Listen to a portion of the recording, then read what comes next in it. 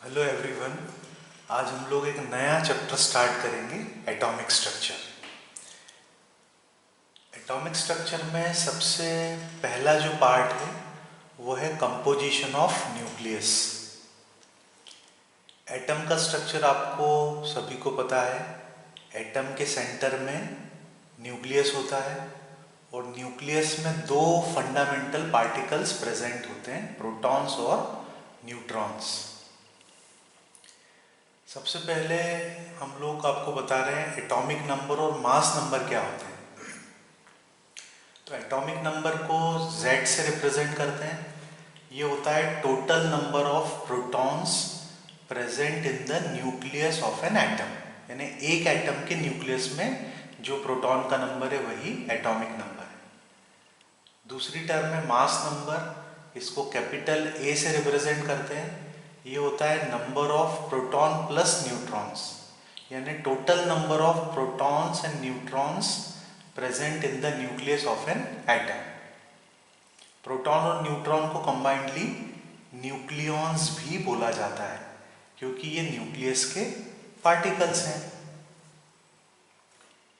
देखिए, ये एक जनरल स्ट्रक्चर है किसी एटम का जिसमें न्यूट्रॉन्स और प्रोटॉन्स न्यूक्लियस के अंदर प्रेजेंट है और न्यूक्लियस के अलावा जो पार्ट है उसको बोला जाता है एक्स्ट्रा न्यूक्लियर पार्ट। उसमें ये ग्रीन कलर के इलेक्ट्रॉन्स रिप्रेजेंट किए गए। अब इलेक्ट्रॉन का नंबर कितना होता है किसी भी एटम में, तो इलेक्ट्रॉन का नंबर डिपेंड करता है प्रोटॉन्स के नंबर पर। एटम होता है इलेक्ट्रिकली न्यूट्रल, तो जितने प्रोटॉन्स होते हैं उतने ही उसमें इलेक्ट्रॉन्स प्रेजेंट होते हैं। किसी भी एलिमेंट को रिप्रेजेंट कैसे करते हैं, तो एलिमेंट को रिप्रेजेंट करते हैं उसके सिंबल से। यहाँ पर हम सिंबल X से रिप्रेजेंट कर रहे हैं, उसमें एटॉमिक नंबर और मास नंबर को रिप्रेजेंट किया जाता है सिंबल। एटॉमिक नंबर को हमेशा एज ए सबस्क्रिप्ट लिखा जाता है और मास नंबर को हमेशा एज ए सुपरस्क्रिप्ट लिखते हैं। तो एटॉमिक नंबर क्या है, नंबर ऑफ प्रोटॉन्स, और मास नंबर क्या है, total number of protons and neutrons. तो यदि आपको न्यूट्रॉन्स का नंबर निकालना हो तो कैसे कैलकुलेट करेंगे, तो ये कैलकुलेट करेंगे A माइनस Z। A मतलब mass number minus atomic number, तो आपको टोटल नंबर ऑफ न्यूट्रॉन्स मिल जाएंगे। अब देखिए, सबसे पहले हम बिल्कुल बेसिक से स्टार्ट कर रहे हैं। सबसे पहले हम कैलकुलेट करना सीखते हैं किसी भी एलिमेंट में प्रोटॉन, इलेक्ट्रॉन और न्यूट्रॉन का नंबर कैसे कैलकुलेट करें। ये कार्बन का सिंबल दिया हुआ है, ये नाइट्रोजन है, ये ऑक्सीजन। कार्बन दिया है मतलब उसका एटॉमिक नंबर 6 है, ये तो फिक्स है, और मास नंबर कितना है 12, तो इसको हम रीड करेंगे C12। नाइट्रोजन को रीड करेंगे N14, ऑक्सीजन को O16। एटॉमिक नंबर अंडरस्टूड है, नाइट्रोजन है मतलब 7 ही होगा, ऑक्सीजन है मतलब 8 ही होगा, तो इसलिए वो बोलने की जरूरत नहीं होती, वो अंडरस्टूड है। अब कार्बन के पास प्रोटॉन्स कितने होंगे, तो 6 एटॉमिक नंबर है मतलब प्रोटॉन्स 6 है। इलेक्ट्रॉन्स कितने होंगे, तो ये न्यूट्रल एटम है इसलिए जितने प्रोटॉन्स है उतने ही इलेक्ट्रॉन्स होंगे। और न्यूट्रॉन कैसे कैलकुलेट करेंगे, वो अभी आपको बताया, mass number minus atomic number, यानी 12 माइनस 6, तो वो भी यहाँ पर कितने हैं, 6 है। देखिए, एक आप समझ लीजिए तो दूसरा इजीली आप खुद कैलकुलेट कर पाएंगे। प्रोटॉन का नंबर 6 है क्योंकि एटॉमिक नंबर 6 है। इलेक्ट्रॉन भी 6 है क्योंकि न्यूट्रल एटम है, और न्यूट्रॉन का नंबर 6 है क्योंकि 12 माइनस 6 करेंगे तो 6 आएगा। समझ में आया।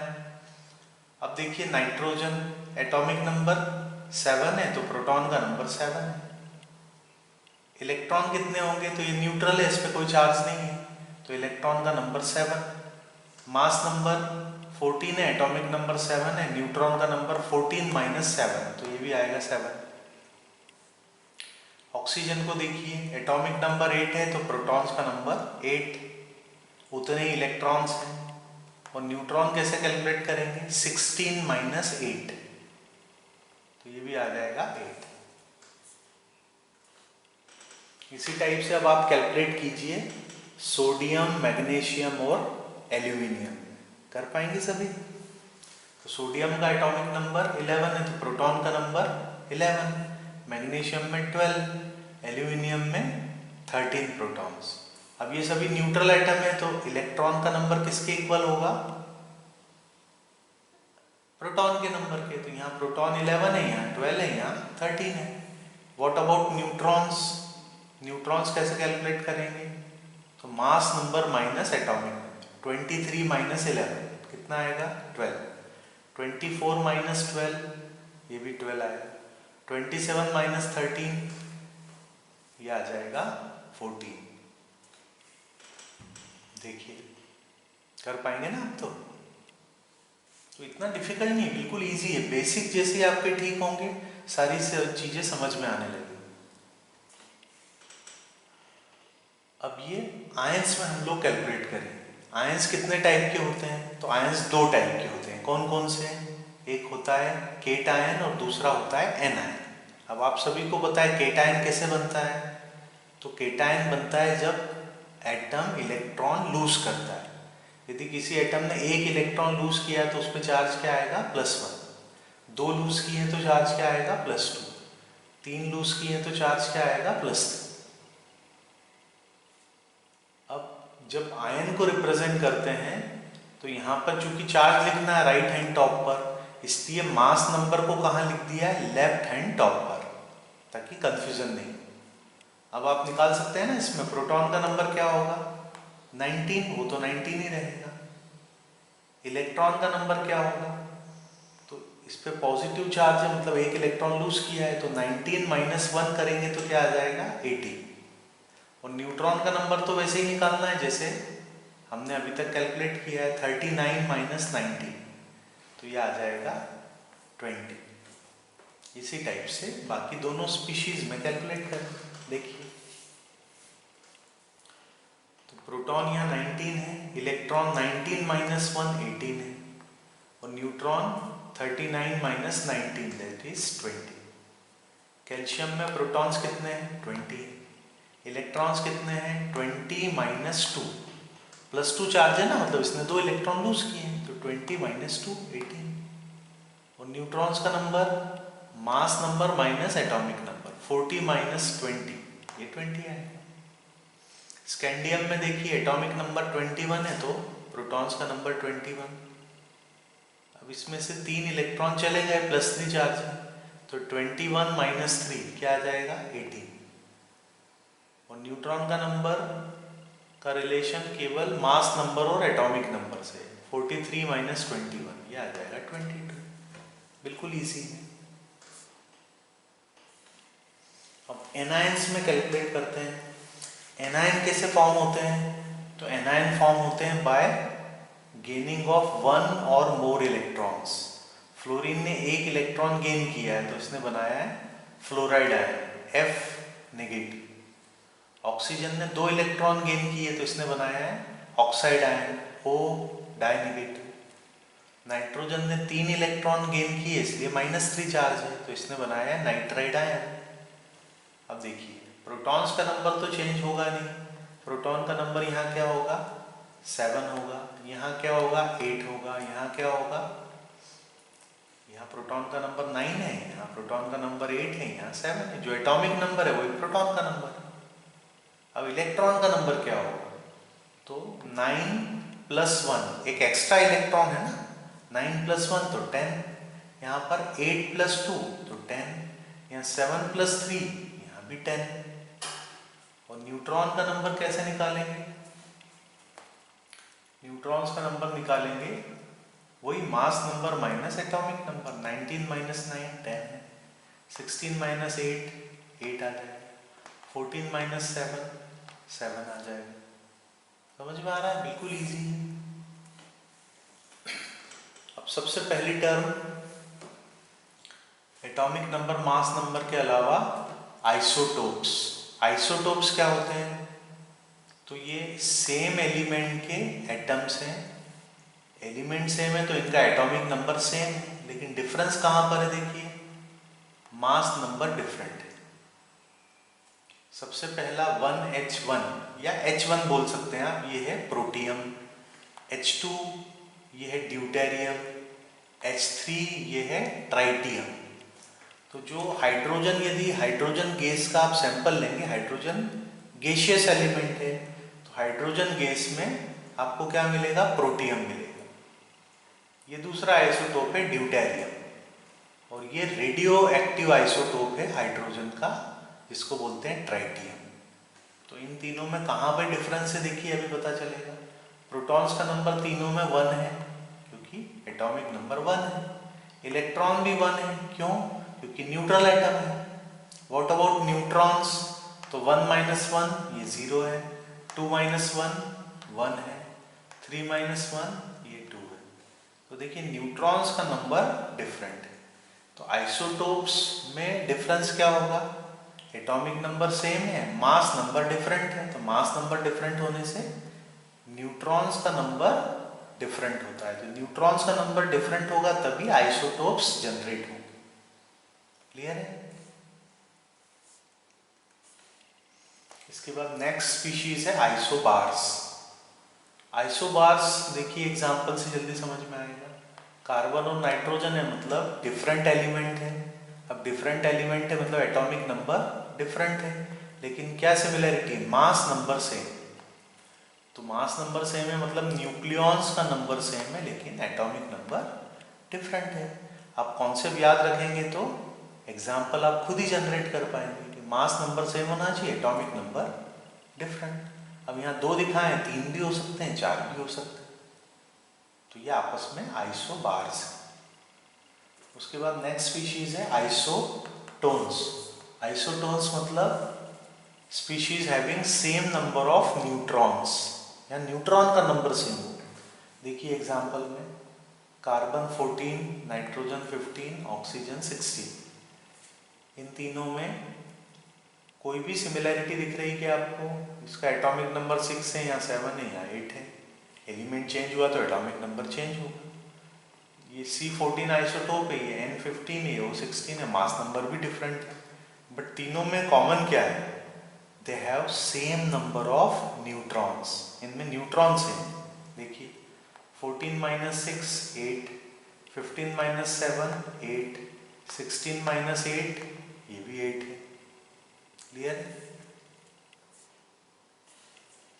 फिर इसके बाद है आइसो इलेक्ट्रॉनिक स्पीशीज। नाम से ही आपको समझ में आ रहा है, आइसो इलेक्ट्रॉनिक मतलब they have same number of electrons. इनमें इलेक्ट्रॉन्स का नंबर सेम। सबसे पहले देखिए नाइट्राइड आयन है, फिर ऑक्साइड है, फ्लोराइड है, नियॉन ये न्यूट्रल आइटम है, sodium ion, magnesium ion, aluminium ion. ये तीनों नेगेटिव आयन है, ये तीनों पॉजिटिव आयन है। अब देखिए न्यूट्रॉन न्यूट्रल है, तो इसमें इलेक्ट्रॉन का नंबर कितना होगा? प्रोटॉन के नंबर के इक्वल होगा। F नेगेटिव है मतलब एक एक्स्ट्रा इलेक्ट्रॉन है। Oxide ion O die negative है मतलब 2 एक्स्ट्रा इलेक्ट्रॉन है। N3 negative means 3 extra electron है। तो एनायन इलेक्ट्रॉन गेन करके बनते हैं, और ये केटायन है, ये कैसे बनते हैं? By losing electrons. एक इलेक्ट्रॉन लूज किया है तो +1, 2 लूज किए तो +2, 3 लूज किए तो +3। तो इनमें प्रोटॉन और इलेक्ट्रॉन का नंबर आप निकाल सकते हैं। प्रोटॉन का नंबर तो एटॉमिक नंबर के बराबर होगा, इसमें 7 होगा, इसमें 8 होगा, यहाँ 9 होगा, यहाँ 10 होगा, यहाँ 11, यहाँ 12, यहाँ 13। जो एटॉमिक नंबर है वही प्रोटॉन्स का नंबर। What about electrons? अब इलेक्ट्रॉन का नंबर यहाँ 7 + 3 10 है, 8 + 2 इसने 2 इलेक्ट्रॉन गेन किए ना, 8 + 2 10 है, 9 + 1 10 है। ये तो न्यूट्रल है, इसलिए जो प्रोटॉन्स है वो इलेक्ट्रॉन का नंबर है। यहाँ 11 - 1 10 है, 12 - 2 10 है, 13 - 3 10 है। तो इन सभी में देखिए इलेक्ट्रॉन का नंबर सेम है, लेकिन एटॉमिक नंबर डिफरेंट है। तो इनको हम बोलेंगे आइसो इलेक्ट्रॉनिक स्पीशीज। उसके बाद है next isosters. Isosters बोलते हैं species having same number of electrons as well as atoms. तो यहाँ 2 चीजें सिमिलर है, एटम का नंबर भी सेम है और इलेक्ट्रॉन का नंबर भी सेम है। देखिए आप CO2 और N2O में। दोनों ट्राइटॉमिक स्पीशीज हैं। इसमें एक कार्बन एटम है, 2 ऑक्सीजन एटम है, मतलब टोटल एटम 3 है। यहाँ 2 नाइट्रोजन एटम है और 1 ऑक्सीजन एटम है, यहाँ भी टोटल एटम 3 है, तो दोनों ट्राइटॉमिक है। और इलेक्ट्रॉन का नंबर, टोटल इलेक्ट्रॉन्स आपको कैलकुलेट करना है। कार्बन के पास कितने इलेक्ट्रॉन होते हैं? 6 होते हैं। 1 ऑक्सीजन के पास 8 होते हैं, 2 ऑक्सीजन है, मतलब 16 + 8 22 हो गया। नाइट्रोजन के पास 7 होते हैं, 7 2 ज़ा 14 + 8 22 होगा। तो आइसोएस्टर्स किसको बोलेंगे? जिसमें ये दो चीजें सिमिलर हो, एटम का नंबर और इलेक्ट्रॉन का नंबर। ये दूसरा एग्जांपल है नाइट्रोजन और कार्बन मोनोऑक्साइड का। नाइट्रोजन में और कार्बन मोनोऑक्साइड में दो एटम है, डायटॉमिक है दोनों, और इलेक्ट्रॉन्स का नंबर 7 + 7 14, या 6 + 8 14। जो टोटल इलेक्ट्रॉन है वो कैलकुलेट करना है। लास्ट स्पीशीज है आइसोडाइफर्स। आइसोडाइफर्स मतलब यहाँ पर 2 स्पीशीज में न्यूट्रॉन और प्रोटॉन का जो डिफरेंस है वो सेम होता है। अब ये कैसे पता चलेगा? तो उसके लिए हम प्रोटॉन, इलेक्ट्रॉन और न्यूट्रॉन का नंबर कैलकुलेट करते हैं। ये तो आपको आता है। प्रोटॉन कितने हैं यहाँ पर? 92 है। एटॉमिक नंबर यूरेनियम का 92 है, इसलिए प्रोटॉन 92। थोरियम का एटॉमिक नंबर 90 है, इसलिए प्रोटॉन 90। अब देखिए दोनों पे चार्ज दिख रहा है क्या? नहीं दिख रहा है, मतलब दोनों न्यूट्रल है। तो न्यूट्रल एटम में इलेक्ट्रॉन प्रोटॉन के इक्वल होता है, तो दोनों में इलेक्ट्रॉन प्रोटॉन के बराबर है। What about neutrons? तो न्यूट्रॉन्स निकालेंगे हम mass number minus atomic number.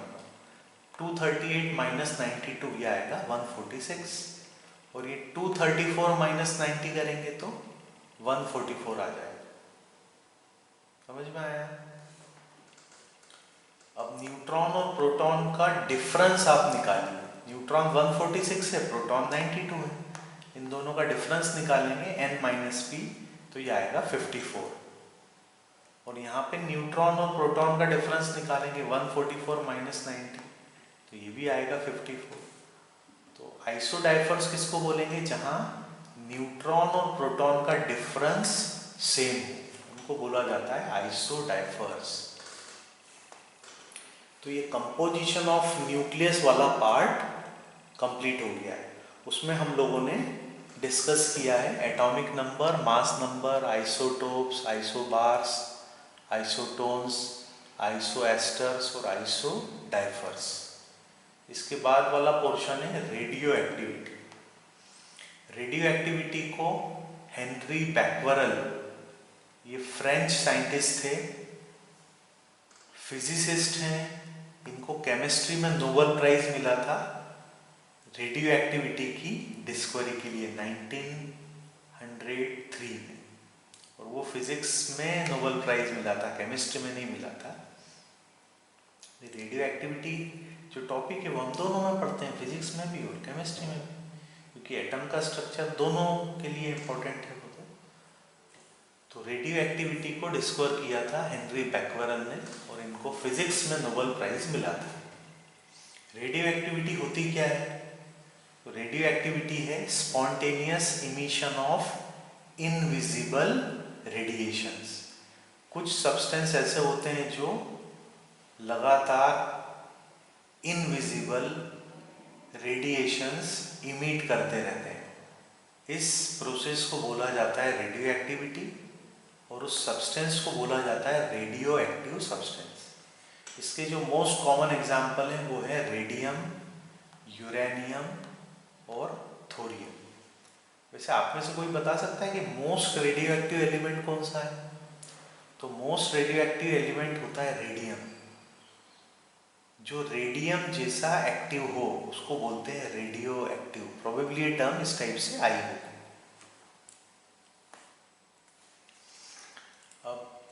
Radio active substance से जो रेडिएशंस निकलते हैं उनके नेचर को स्टडी किया था रदरफोर्ड साइंटिस्ट ने। उसने क्या किया, एक लेड से बना हुआ ब्लॉक लिया, बॉक्स बोल सकते हैं, ब्लॉक बोल सकते हैं, उसमें एक होल था लेड मेटल का ही ब्लॉक क्यों लिया? क्योंकि लेड मेटल से रेडिएशन लेड मेटल को पेनिट्रेट नहीं कर पाते, तो यहाँ जो होल होगा वहीं से रेडिएशंस निकलेंगे, बाकी पूरा ये क्लोज्ड है, जो बॉक्स है या चैम्बर है या ब्लॉक है, तो वहाँ से रेडिएशंस निकल नहीं पाएंगे, केवल जो अपर्चर दिया, होल दिया, वहीं से निकलेंगे। रदरफोर्ड ने क्या किया, रेडियम से निकलने वाले, इसमें उसने लेड ब्लॉक में रेडियम को रख दिया और इससे निकलने वाले रेडिएशंस को इलेक्ट्रिक फील्ड और मैग्नेटिक फील्ड में रख के ऑब्जर्व किया। उसने देखा कि जो रेडिएशंस हैं वो 3 टाइप के हैं, कुछ इलेक्ट्रिक या मैग्नेटिक फील्ड से अफेक्ट नहीं होते, उसको उसने नाम दिया गामा रेडिएशंस या गामा रेज। इनके पार्टिकल को बोलेंगे गामा पार्टिकल, और जो स्ट्रीम ऑफ पार्टिकल है, कलेक्शन ऑफ पार्टिकल है, उसको बोलेंगे हम गामा रेज या गामा रेडिएशंस। कुछ पार्टिकल थे जो न्यूट्रल थे, उनको गामा रेडिएशन बोला। ऐसे पार्टिकल जो पॉजिटिवली चार्ज थे, मतलब जो नेगेटिव प्लेट की तरफ अट्रैक्ट हो गए, उनको बोला गया अल्फा रेडिएशंस। और जो पार्टिकल है अल्फा रेडिएशन को, उनको बोलते हैं अल्फा पार्टिकल। बिल्कुल इजी है, याद रखना। कुछ पार्टिकल ऐसे थे जो पॉजिटिव प्लेट की तरफ डिविएट हो गए। अब जो पॉजिटिव की तरफ डिविएट हो रहा है, मतलब वो कैसा पार्टिकल होगा?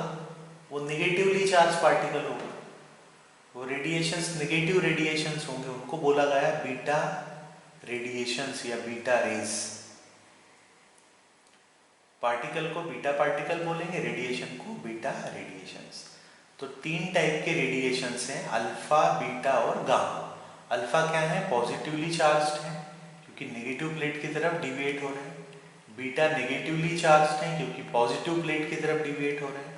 और गामा न्यूट्रल है, ये स्ट्रेट पास हो जाते हैं।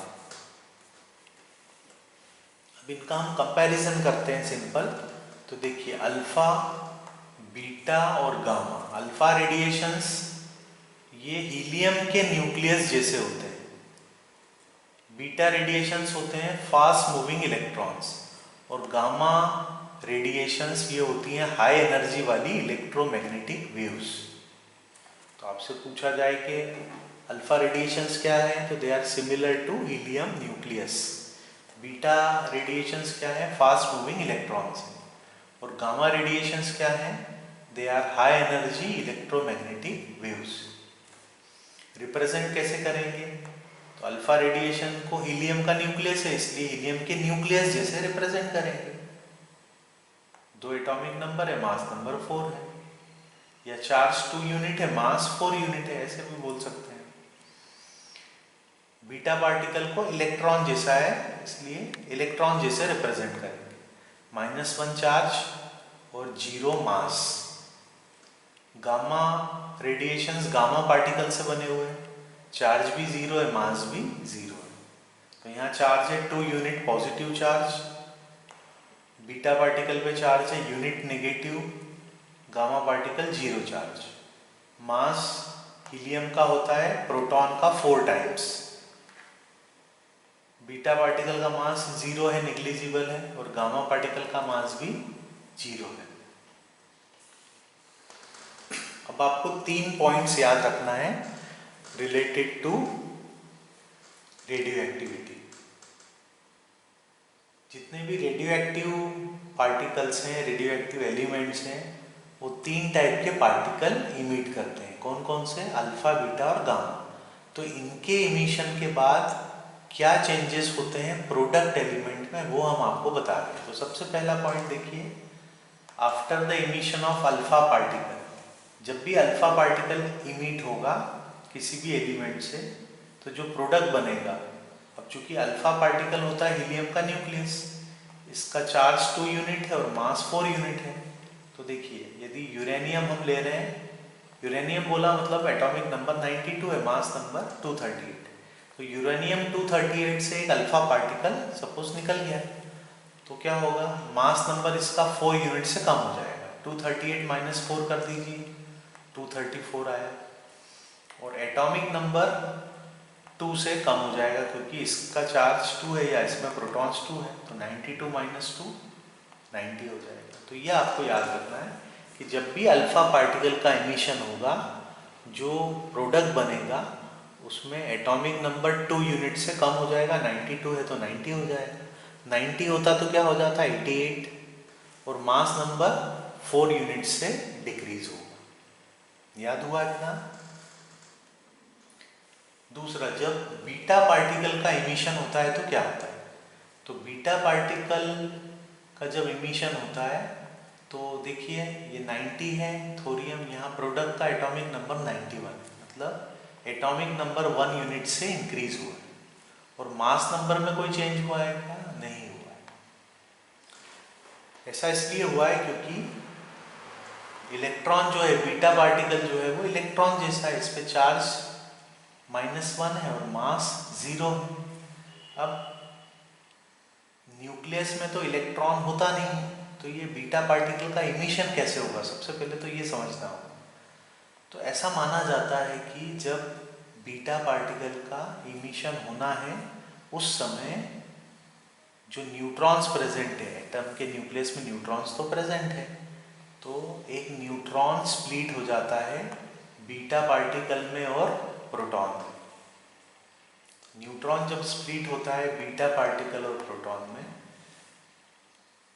ये इलेक्ट्रॉन जो है ये बीटा पार्टिकल के फॉर्म में इमिट हो जाता है, वो प्रोटॉन वहीं रह जाता है।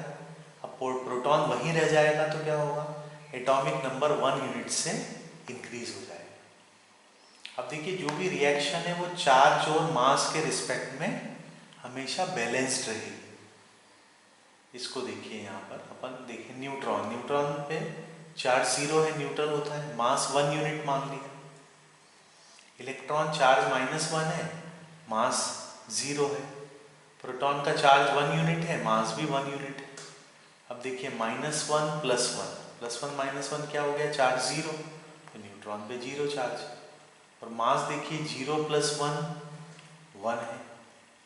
ठीक है, तो चार्ज और मास के रिस्पेक्ट में ये इक्वेशन बैलेंस होनी चाहिए। इस इक्वेशन को देखिए, थोरियम 234, इलेक्ट्रॉन पे 0 मास है, प्रोटेक्टिनियम पे 234 + 0 234, मास सेम है, बैलेंस्ड है। इसका मास नंबर 90 है, यहाँ 91 है, 91 - 1 ये हो गया 90। समझ में आया? अब आपको याद क्या रखना है? जब भी बीटा पार्टिकल का एमिशन होगा, कैसे होगा? एक न्यूट्रॉन स्प्लिट होगा इलेक्ट्रॉन और प्रोटॉन में, इलेक्ट्रॉन इमिट हो जाएगा बीटा पार्टिकल के फॉर्म में, प्रोटॉन वहीं रह जाएगा, इसलिए एटॉमिक नंबर 1 यूनिट से इंक्रीज होगा। तो बीटा पार्टिकल इमिशन के बाद जो प्रोडक्ट बनेगा उसका एटॉमिक नंबर 1 यूनिट से बढ़ जाएगा, लेकिन मास नंबर में कोई चेंज नहीं होगा।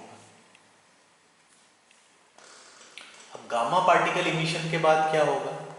तो गामा पार्टिकल इमिशन के बाद जो भी प्रोडक्ट बनेगा उसका मास नंबर और एटॉमिक नंबर दोनों में देखिए कोई चेंज नहीं है। एटॉमिक नंबर 90 है, mass number 234। Gamma particle emit हो चुका है, तो क्या कोई चेंज नहीं होगा? नहीं, चेंज तो होगा, क्योंकि पार्टिकल तो इमिट हुआ है।